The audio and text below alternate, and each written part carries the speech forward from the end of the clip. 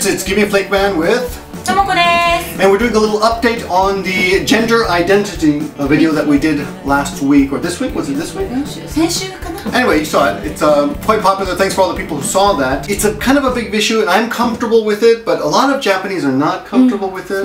In our classroom today, we talked about it, and some of the students were like, I don't want to talk about this. 話題は嫌いだと。They dislike this subject very much, and they don't want to learn about it, even though I was teaching the expression artificial insemination, which is important. Anyway, we have an update for you, so let's get right to it. She's going to read each sentence one by one. It's a very short update, and I'm going to give you the lowdown. Okay, go ahead.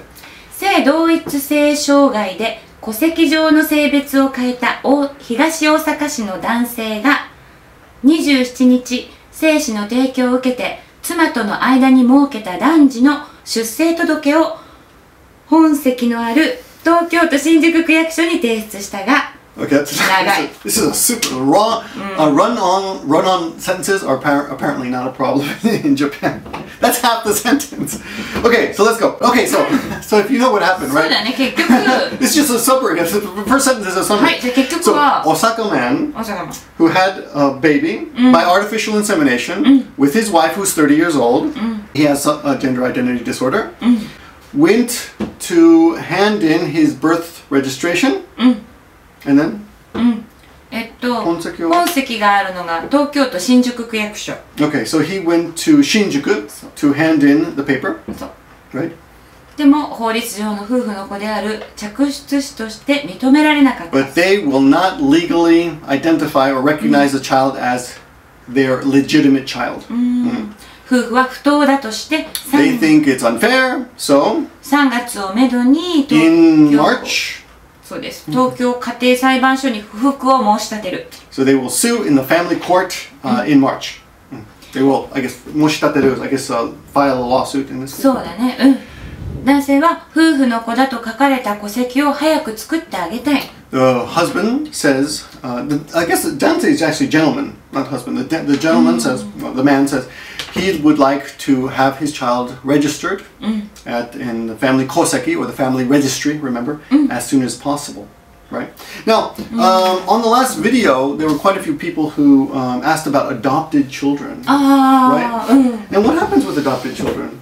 日本で? Yeah. あんまりそれは Yeah, first of all, I guess it really doesn't happen. But I guess adopted children, they're on the koseki, right? It must be. You know, it must be just like when I got married, well, with my Japanese wife, of course. By the way, this is not my wife. Aren't you lucky? So, so of course they write their names, foreigners, they write it in there. So it must be the same way with adopted children. Now the issue with this is, I suppose, with other cases of artificial insemination, the father is not connected by bloodline. And this is all, you know, I'm just guessing here.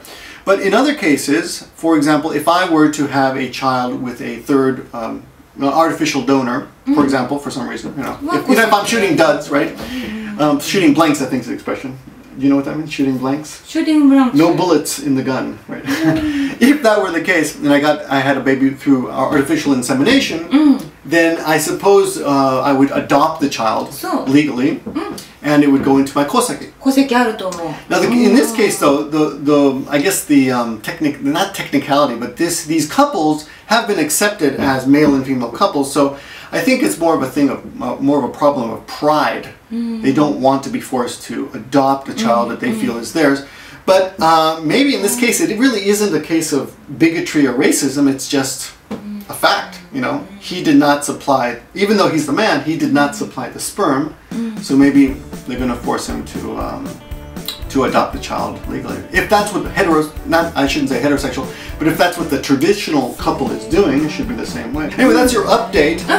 これがね、続きをって言ってたので、これが結果ですから、まだこれからこれはね、ずっと we'll tell you what happened in the future. Thanks for watching. We'll be back with another one very soon.